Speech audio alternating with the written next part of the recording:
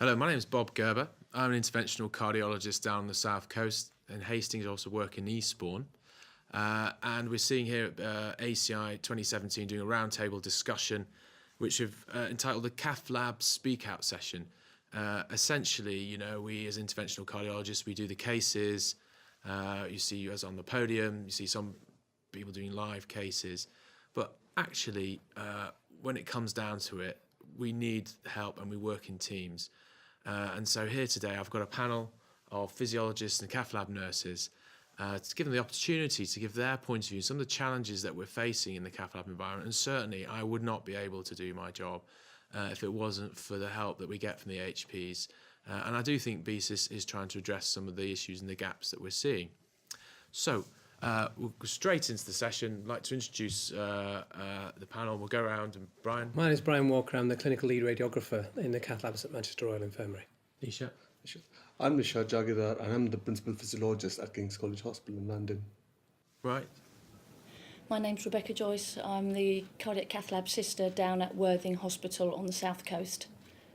I'm Rachel Hubble. I'm cardiac Cath-Lab matron at the Conquest in Hastings. I'm Karen Ross and I'm a sister in the Cardiology Cath-Lab at the Conquest Hospital in Hastings. So Rachel, Rachel's in Hastings. I work in Hastings, so I thought it'd be a good place to start. What challenges are we facing in terms of, what do you face in terms of staffing? The matron there and trying to, as a heart attack centre, just to give us an idea of, what do you face on a day-to-day basis? I think, the Cath-Lab is quite a specialised area, so I think recruitment is actually quite difficult. We are that unknown entity from the outside. People don't really know what we do, so it's quite a challenge to get people interested. We've recently gone out to the Philippines and recruited a couple from the Philippines, which has been, fabulous for us. Becky, have you had that experience as well? We do have staffing issues as well. Most of my recruitment has actually been in-house. Right, how do you do that? Because we work very closely with CCU, so we're next door to each other. The ties of not having to work at nights, weekends and regular hours really has suited a lot of the people that have got children. So we've had 3 or 4 people come from the coronary care unit to come round to work in the Cath-Lab. And so, Rach, do you think that the on-call commitment is a disincentive? Do you think that's something that is not really recognised? Yeah, absolutely. And I think it is. It's for people that's an additional extra that they have to do. On-call conditions aren't the best, and we're currently in our trust fighting for better conditions. We're having to contend with managing the on-call on top of our usual working day with our normal establishment of staff. Therefore, you've got to incorporate compensatory rest, which is very, very difficult when you've only got a core amount of staff. So I think it's a distraction really for. So Karen, we were up in the night the other day doing the favourite thing we do is angioplasty. What do you think? Do you think you get enough rest time, compensatory rest? Do you think that that's something that... Yeah, it's something that certainly needs to be addressed, because often you're the nurse who's possibly coming back to work the next day as well. So or maybe there's both of us. There's the scrub nurse and the runner nurse who are both, on the listing on the staff rota to list the next day in the cardiology department, or indeed again into the catheter lab. So if you've been out for a long case overnight, we're often having to think ahead. So when we finish the case, I immediately look at the off duty to see whether one of us can stagger coming in, one come in the morning but finish early in the afternoon. Is that something that the management sort of approve of, or they're just not involved in? It's under scrutiny at the moment. They're looking at the on-call because it's there's a disparity across the trust for all areas that do on-call. Is that specific to our trust, or is it just generic? Well, I think having a chat with Bryan over there. Let's see. What Manchester? Manchester Royal Infirmary. Yeah, MRI. The first question was about staffing and shortages in recruitment, and I think for radiography there's a different thing there. One, the training for what we do is very specific, which is very similar. But for radiographers, the Cath-Lab environment is more of a familiar thing. And on call, the way that radiographers do it for any sphere that we work, it's very consistent. So those things aren't so much of a challenge. The challenge is getting the people who want to come and do it in your own department. We've had a bit of a turnover after years of being very well staffed in terms of no vacancies. I've had a couple of vacancies now for a couple of years, and I found myself after 35 but if you are years. up all night, Brian, are you allowed to not come in the next day? Well, of course, it would be and that's madness. Yes, but so that is established. Is that the same for us? We work longer days when you're on call that week, and we have the day off.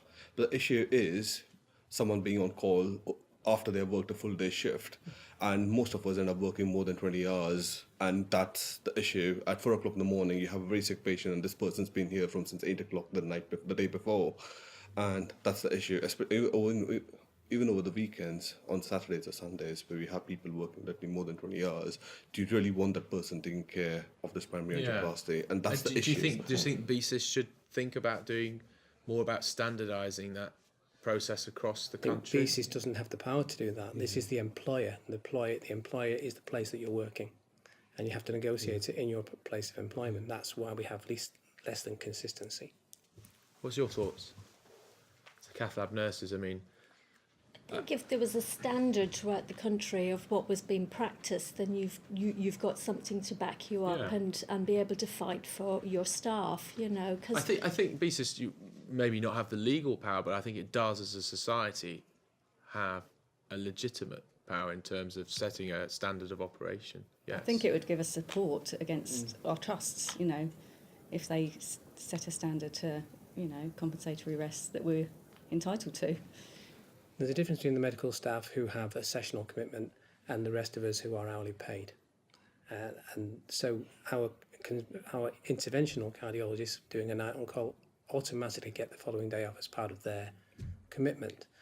For the rest of the staff in my hospital, we get the following day off after a high intensity on call. High intensity means covering the whole of Manchester.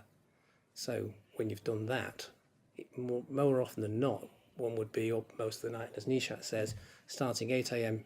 today, working all day, on call all night. Are you really going to be fit to do any real sensible work the following day?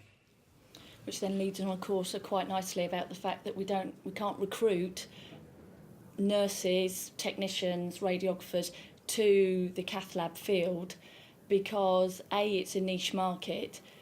Nurses don't have that as part of their training programme, so they only see it when they're a student on the coronary care unit. So you're then having to go overseas. You're having to then maybe pinch nurses from other local hospitals because you either don't provide an on-call service like we don't down in Worthing on a 24/7 basis because they don't want to do that. And then you can't provide the staff then to run the normal elective lists on the back of running a 24/7 on-call service. So actually, that was the thing I wanted to talk about was education, Becky, and you sort of brought that in. And what is it about the educational side they think that we're missing?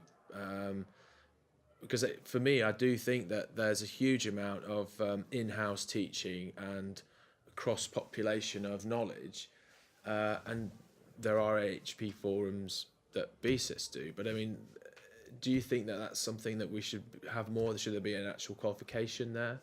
Well, personally, from my point of view as a nurse, we're always looking at wanting to have a certificate, some kind of accreditation, something that we can actually put into our CV, our revalidation, to be able to say that it's not just in-house learning, it's not just about reflection on the fact that you've been to a BSIS course and attended an AHP session.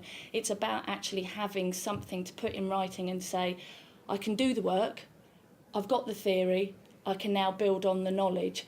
And that's probably the same for radiology as well as physiology side of things.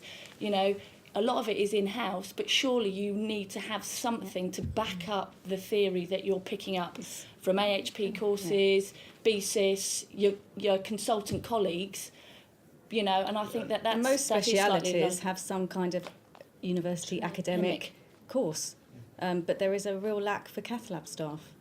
I mean, and certainly, you know, we if it wasn't for you coming over and lending your expertise for us in the East Sussex to set up our rotablation service, that it was just so invaluable for us to do our first cases, and Becky in her own time came over, and that echoes exactly what certainly what I think.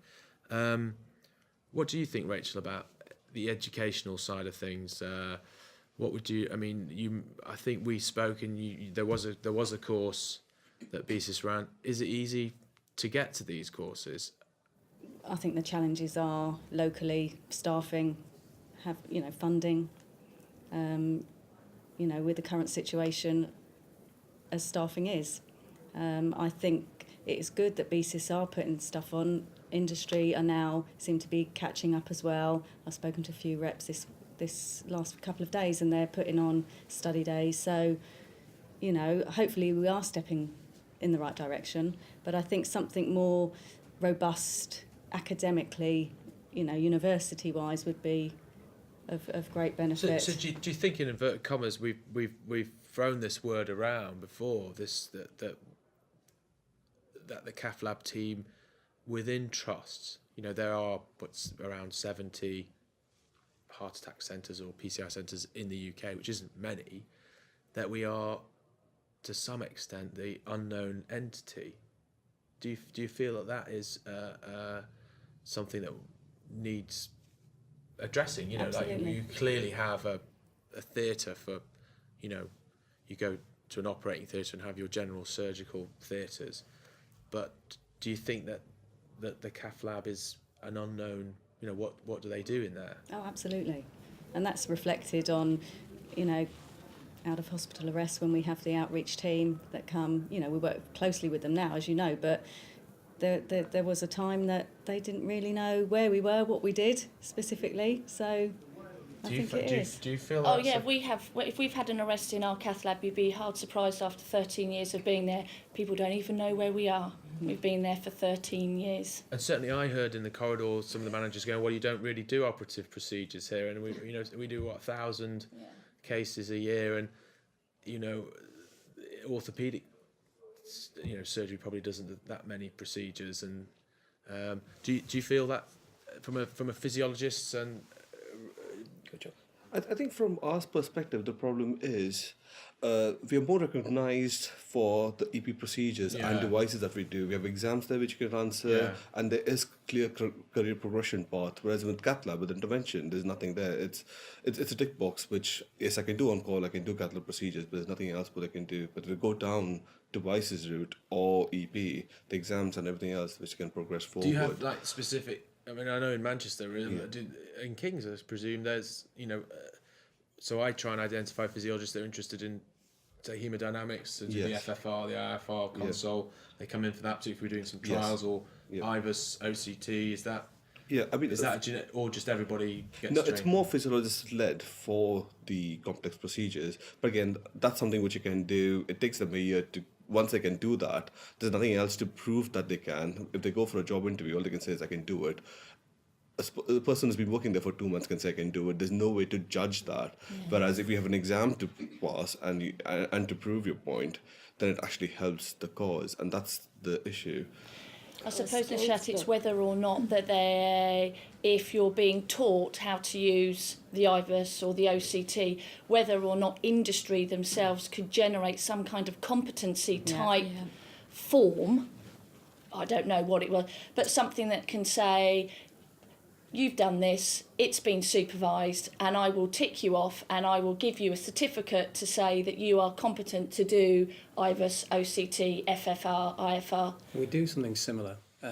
I have a booklet that I use for new radiographers, and our nurses have a very similar one, which is it's a tick-led sheet as competencies. We've done so many of something supervised, and then so many, well, not unsupervised, but just doing it on their own, but watched from afar. And that turns into a competency framework that we can then reflect upon and say, this document says I am now someone who is qualified, in inverted commas, to have enough experience to be able to do all of the aspects in this booklet that then says they're fit to do on call, to be doing it on their own at night in the hot seat. And the booklet goes with that individual person if they then leave your Yes, institution. absolutely. Yeah. It's for them to reassure themselves that they've done all that's required and can do what's required, and then any further employer can see, how we have certificated them through that procedure, and that includes the OCT and the IVUS and the angiography and the electrophysiology procedures, the radiographic side thereof. But it's still an in-house It is. competency, isn't it? Yeah. I also do training within the hospital, within our department, for radiation protection, for example, for the new nurses when they come along. Yeah. They don't know anything about it. Of course you don't. And I do the training of that, and then I give people a certificate to go in their portfolio. I think in-house competency, I mean, we have the same procedures, and it's nice as a tick box again. We can go somewhere else and prove that, but if you have a national exam Yes. and an Yes. international Yes, exam to absolutely. prove that this is equivalence, irrespective of wherever you go nationally, it's recognised, whereas an in-house competency done by King's may not be recognized in Manchester, or maybe. It depends on what you can or not do. Do you think the AHP track at BSIS is good? Well, we're on the steering committee. So would that be a conflict of interest? I have to say have to that say yes we've or made no? great strides in the last 5 years or so, and that we started with the new group of which we are a part, and we ran our first Cath-Lab Basics meeting about 5 years ago, and it's grown from there, and we're now doing the summer meeting as well as industry BCIS as well. supported? Are they? Very by Very. BCIA. And that's a good thing then. So there are positives. Yeah. And I think we get, I say we, the courses that have been run by the group have been very well supported by industry, and we've not had a single person DNA yet. Yes, 100% Every allowed. 100% attendance every year. And you And can't I- say that for anything else. And I have to vouch that I've sent at least 3 people on the BSIS Basics Cath-Lab course, and they've all found it very, very beneficial. And it's about pulling together the theory side of things and why you're doing something with what they're actually practically doing every single day. The other thing is, as we were saying before, Cath-Labs are a very small area, and people don't know much about it, like you said. But when you find yourself in this group of AHPs, it was 70 for the first few years, it's 100 now. Suddenly you're amongst another 99 people that are doing what you do. And it's a new paradigm for them, and they love it. They absolutely love it. Any other positives that you can think of? Well, I think, coming to these meetings, going to the basic course, it's about networking and trying to build relationships with other AHPs so that you can, exchange emails or whatever, so that if, you have a problem and you have a query, you send an email and you say, I'm doing this, starting off a new rota service, could you come down and give us a hand? I'm starting a new CTO service, what do I need to do? What guidelines have you done? What protocols have you done? And you send out a massive, I need help, and people that you've networked with reply and say, well, we've done X, Y and Z, or we haven't done it, we're in the same boat as you, please exchange information. I think that's a big positive thing about having BSIS and a basics course. There are general policies, procedures and follow sheets that we've done, as I say, that's been done by the group that are on the BSIS website. But those are things that people that have been to our course, they learn about where they can access some information, and we sometimes get emails from people asking us, what guidance we can give. We just refer them to the policies we've got. Right. Okay. Just to conclude, also as part of the HP group, we have open days in different hospitals every month. So again, if you're interested to start a CTO service, we have recognized hospitals within UK where you can actually go to and have a day to have a look at. Managers are invited, as well as I don't think we had such a big presence at ACI before. In the last 3-4 years, we have. I think the first session we had 3 years back or 4 years back was led by AHPs ourselves. That was 3 years back, and for the last 2 years, we have people who are coming and doing presentations. They go through, they send the presentations in, and we choose people, and we do have certificates at the end. So. Right. So Progress. just to round up, thank you everyone for coming, giving your time here, giving your opinions. There you hear it. There's what the Cath-Lab team thinks. There are some positives, but really, I think take home is: do we need more recognition? I think so. I think there are steps in the right direction. And will there be at one point a generic Cath-Lab nurse qualification? That we'll see. Thank you. Thank you. Thank you.